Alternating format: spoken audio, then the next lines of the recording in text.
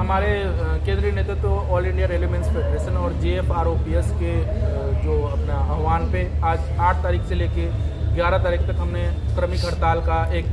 मन बनाया हुआ है और आज से हमारी ये हड़ताल शुरू हुई है। इस हड़ताल के माध्यम से हम केंद्र सरकार को ये संदेश देना चाहते हैं कि जो आपने नो पेंशन स्कीम एक NPS लागू करके कर्मचारियों के भविष्य को अंधकार में डाला है, आप या तो अपने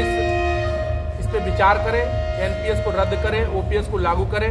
क्योंकि अब केंद्र सरकार का कर्मचारी जाग चुका है, उसे पता चल चुका है कि आपने जो ये स्कीम लागू की है इसमें कर्मचारियों का तो कोई हित नहीं है, लेकिन आपने एक बिजनेसमैन को फ़ायदा पहुंचाने के लिए कर्मचारियों के पैसे इकट्ठे होंगे, उनको बिजनेसमैन को दिया जाएगा और केंद्र सरकार का एक कर्मचारी जब रिटायर होगा वो 1.5 लाख 2 लाख की सैलरी पा रहा हो, उसको 2,000 और 3,000 रुपये पेंशन में उसका गुजारा कैसे होगा। केंद्र सरकार एक तरफ तो अपने लिए, अपने विधायकों के लिए, MP के लिए, MLA के लिए तो OPS लागू करती है, दूसरी तरफ केंद्र सरकार का जो एक कर्मचारी लगातार 20 साल की नौकरी में आके 40 साल तक रेल की सेवा करता है, भूकंप हो, धूप हो, बारिश हो, कोरोना के काल में हो, चाहे कोई परिस्थिति भी हो, अपने परिवार को छोड़ के या ठंड में आके दिन रात एक करके रेल की सेवा करता है, देश की सेवा करता है और उसको 40 साल की नौकरी करने के बाद आप 2,000 और 3,000 का पेंशन देते हो। वहीं दूसरी तरफ आप अपने लिए तो ओल्ड पेंशन स्कीम आपने लागू कर रखी है। ओल्ड पेंशन स्कीम में आप जितनी बार MP बनोगे उतनी बार पेंशन लोगे, जितनी बार MLA बनोगे उतनी बार पेंशन लोगे। तो ये दोगली नीति क्यों? एक कर्मचारी का क्या भविष्य नहीं है, उसके बच्चे नहीं है, उसका परिवार नहीं है, ये कहते हैं कि आर्थिक बोझ आएगा। इन्होंने कभी भी ये नहीं बताया कि जो NPS का पैसा लगातार ये 40-40 साल लोग जो दे रहे हैं वो आर्थिक नुकसान नहीं है क्या, उसमें कितना खर्चा आ रहा है। ये बैठ के न्यूज़ चैनल पे अपने लोगों को बिठा के ये लोगों को भ्रमित करते हैं कि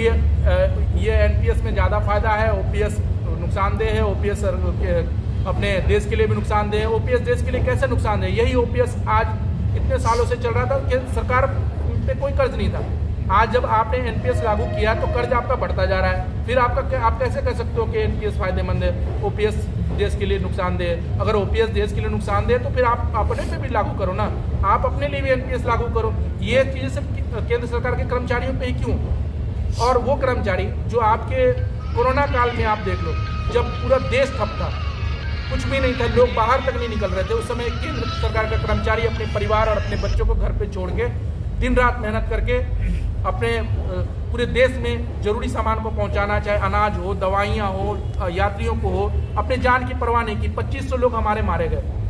इसी कोरोना काल में, हमारे 2500 कर्मचारी ड्यूटी के दौरान मारे गए, उसका परिवार बर्बाद हो गया, लेकिन आप उसके लिए OPS का कोई प्रावधान नहीं कर रहे हो। आप कहते हो कि नहीं, हम संसद तय करेगी कि किसको NPS मिले, किसको OPS मिले। तो इस बार हमने भी मन बना लिया है कि अगर आप कहते हो कि संसद तय करेगी कि